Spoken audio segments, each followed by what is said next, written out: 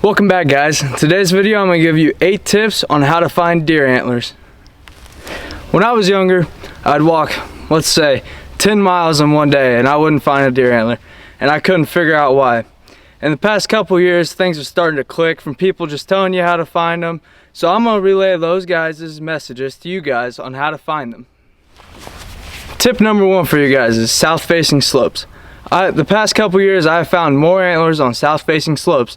And the reason is because when you get snow, cold weather, them deer are going to want a sun. They're going to want the sun on them on sunny days. That way they can stay warm. This antler right here was found under a pine tree on a south-facing slope, and those are great spots. We found this one pretty early. He dropped early, so we're going to go try to find the other antler, but that's one of the best spots for finding these antlers. The second tip I have for you guys is bedding. A lot of them deer are going to spend a lot of time bedding, and this is where we found this one.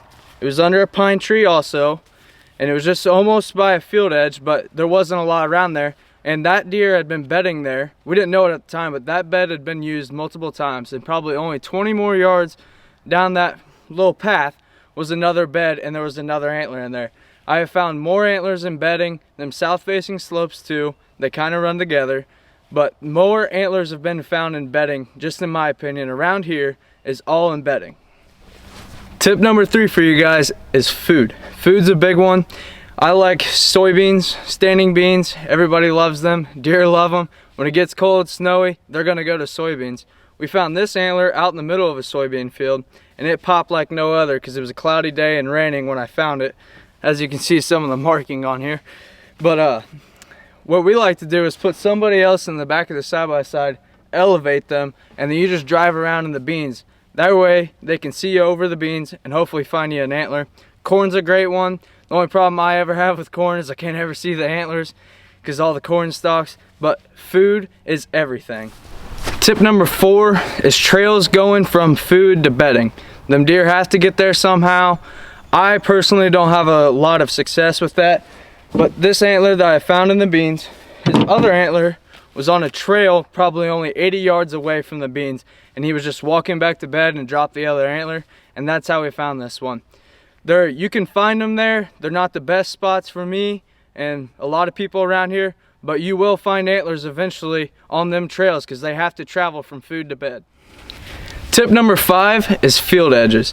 We find a lot of these antlers just on the edge of fields because they're feeding and they're really not going bed all the way back to their bedding. They're just going to go bed, I don't know, 20 yards away. They're going to sit there, chew some cud, and then they're going to come back and feed. And both these antlers were laying right on the edge of the field. And we just walked up, you could see them from 100 yards away, and they're really good antlers. And we've had a lot of success just on field edges. Tip number 6, and this is a very low success rate of finding them, but I did find this antler last year and it's chewed up a little bit. But creek crossings, when them deer jump across creeks, all they do is jump and hopefully that jolt will make that antler drop. Fence crossings are very good spots too. It's just from the jump and they just jolts their antler right off. We had a buddy this year, he was watching a deer run across the road, he jumped, hit the fence, and his antler just popped off. It was really cool. But that's also another good spot to look. Tip number 7 is take binos with you. There's a lot of time you're walking through the woods or walking on a field edge and you think you see an antler and then you have to walk all the way over there, and a lot of us don't want to do that. We don't have time to do that. All you gotta do is take your binos, look up, make sure it's not an antler, or maybe it is an antler. Or maybe there's an antler super far away and you just want to check to make sure that it is an antler, and then you go grab it. That's a great technique. We use it all the time. So get you a pair of binos. Tip number 8 is weather, and this is a big one for me. Today we have an overcast day and them antlers are gonna pop up. I mean, they're just gonna pop out to you. On sunny days, them antlers, if they're on a hillside, you can usually see them. If they're in timber, they just get really hard to see. They just don't pop out like cloudy days. Now I get it, a lot of us, we have work during the day and we don't have time to go shed hunt when every day it's cloudy. So you gotta pick your battles. Some days, you just got to go when it's sunny. You're going to have a better chance of going to find an antler if you're out there looking for antlers. Hopefully these tips help you guys in finding antlers. I know they've helped me over the years. If you guys like this video, please like and subscribe, and see you guys next time.